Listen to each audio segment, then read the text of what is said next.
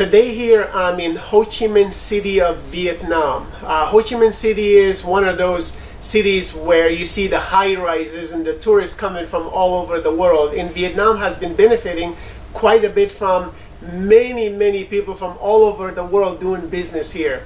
So when you come to Vietnam, similar to going to Paris or Orlando, Florida, or San Francisco or Los Angeles or Las Vegas, you can find all kinds of entertainments, all kinds of food, and obviously everything catered to international audiences. You can find the 5-star hotels, 5-star resorts, and obviously any kind of entertainment that you prefer. And Vietnam also has some of the most wonderful places for tourists to go. For example, you can go to Mui Ne, or you can go to Ha Long Bay, which is one of the top 10 wonders of the world. Have you seen any parts of Vietnam?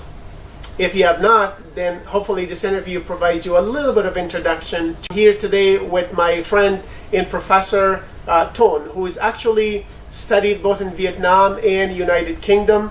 His specialization is in the area of management sciences, and more specifically he's been teaching strategy classes here in Ho Chi Minh City over the last few years. So I'm going to ask him some questions so you get a local perspective about Vietnam and maybe some opportunities that might be available for future managers, leaders, and corporations in investing here and maybe recruiting the top talent from East Asia here in this part of the world. So, Professor Tôn, welcome to this interview. I appreciate you being here. Tell me a little bit about Vietnam versus United Kingdom. How are the cultures different, perhaps, from your perspective? About the cultures, Vietnam is very different from the USA. For example, people think about the time. For example, in the USA, the time is very important. So everybody they keep their work on schedule very strictly. However, in Vietnam, the worker and some of them they still think that time is more important than some people in USA. So in job, maybe they have some a little bit flexible. Maybe they come late, something like that. But now, when some company from the US or from another foreigner country invest to Vietnam, people also try to change their perception, change their behavior to fit with Western countries' culture or USA company culture. So they improve the knowledge, improve their behavior to fit. So I think that they also learn, improve their skill to change, to be better. Okay, well, thank you very much. And over the last 5-6 years that I've been coming to Ho Chi Minh City, I noticed that there's a lot of companies that are global brands. For example, I noticed that there's a Starbucks, and now maybe many of them here in Ho Chi Minh City. Tell me about these foreign companies coming in. What are some global brands that Vietnamese have been welcoming into Vietnam, and how are they doing? Vietnamese people, they very welcome the foreigner brand to Vietnam.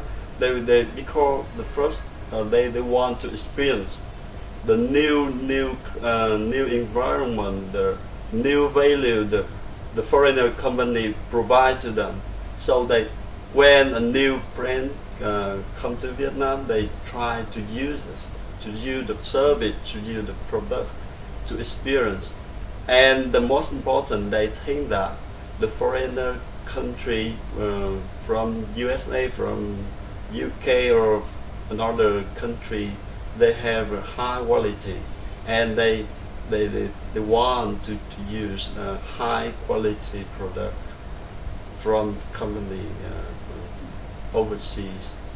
So they very exciting to use the new service, new product provided by foreigner company.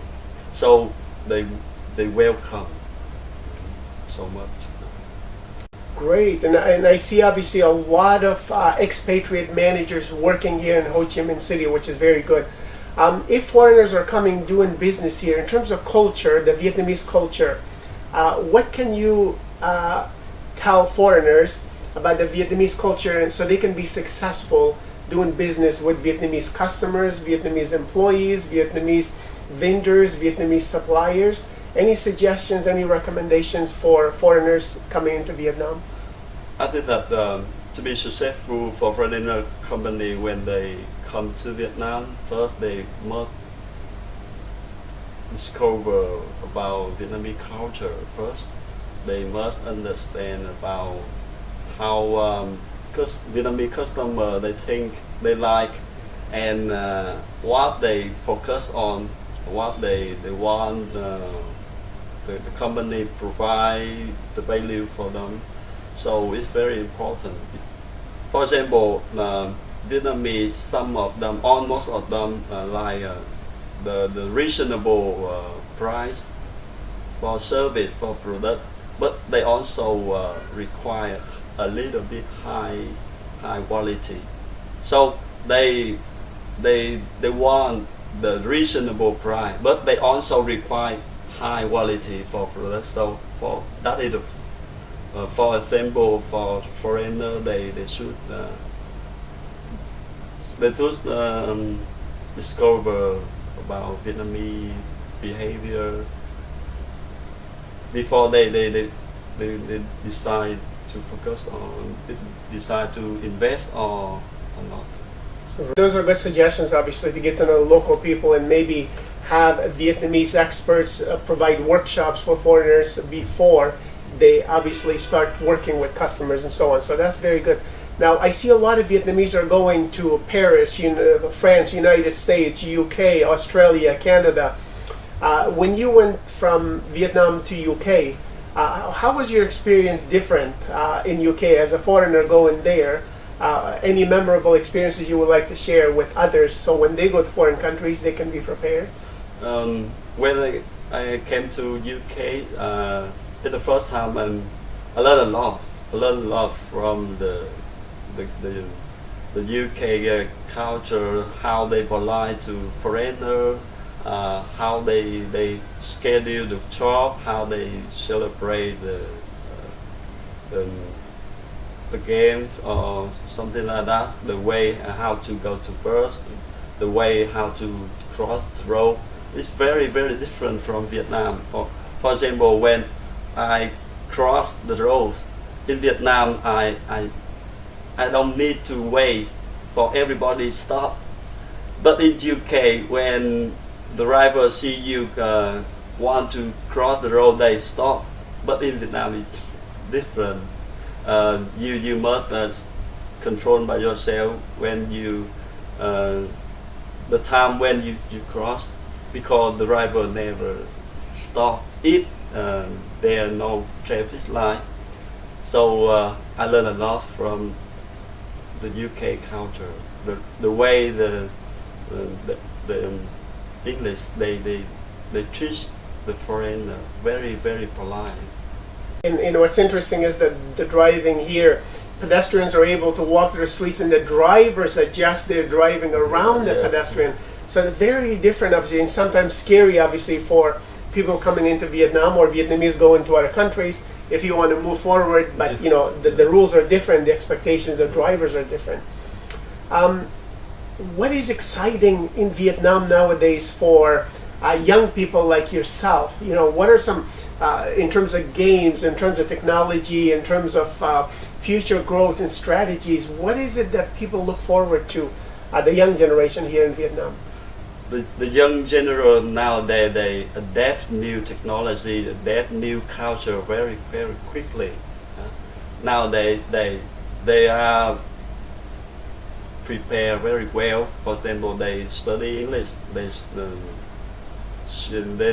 watch TV, they watch the movie, and they learn a lot, and they change their behavior, they change the way they think about the world around them. So now I think that the young generation they very good, both in job and in the learning. So they are ready to participate foreign country. They prepare very well. On university in Vietnam, they also provide essential skill for students to help them to adapt quickly to new company from overseas or foreigner company. So when they learn after university, they will be ready to participate in foreigner company and work well. That is the reason why I want to share with you that although when you invest in Vietnam, there's some challenge, but the job, the employee, they are enough good to participate in foreign country. Right, looking at the demographics, the Vietnamese population seems to be majority a young workforce. So the opportunities are obviously enormous for international companies to get a well-educated, committed, and motivated workers here in establishing plants in Vietnam. So I think there's no shortage of finding very, very motivated and qualified employees here. So that's very good for Vietnam. In terms of foreigners coming in, what is the traditional greeting for foreigners greeting Vietnamese? Handshake or bow? What is the traditional norm here in Vietnam? It's normal is that say hello and smile. That's all. That is the culture of Vietnam. But when you participate in the meeting, that is the formal meeting. You say hello and shake hand. So they only shake hand when a formal meeting. Okay, and in terms of religion, what are the majority of people practice? Are they religious, non-religious, or what might be the diversity in terms of faith or religion? In Vietnam, the non-religions is almost, and after that, the second is Buddhist, and next is Christian. That is majority the religion in Vietnam. Okay, great. So majority of people don't practice any religion, but then the highest number of people, practitioners of religion, might be Buddhist and then Christian, followed by maybe other smaller sectors of different denominations, perhaps. Yeah. Okay, any final words of advice for those who are watching the video or the lecture in terms of what they should know about Vietnam? I think that Vietnam, there are many interesting to discover about tourism, about the business environment. Nowadays, government open and they provide a lot of policy to have the foreigner. They invest more and more in Vietnam, and Vietnamese people also learn English so much to discover new culture, to adapt quickly new culture, new foreign company come to Vietnam, and we welcome all of you from around the world come to Vietnam. And if people are coming into Vietnam for the first time, what would be one food you recommend they try? One kind of Vietnamese food that they should try. Yeah, you should try pho. That is a kind of rice noodle. It's very famous in Vietnam, and it tastes very different from another kind of food around the world. So I suggest you should use pho. That is you should try because very delicious. Okay, so definitely try pho. And if they're in Ho Chi Minh City, where should they visit? Mekong Delta, or should they visit other areas that you recommend for tourists? For the tourists, there are three famous places you should visit. First, Halong Bay, and some place around Halong Bay.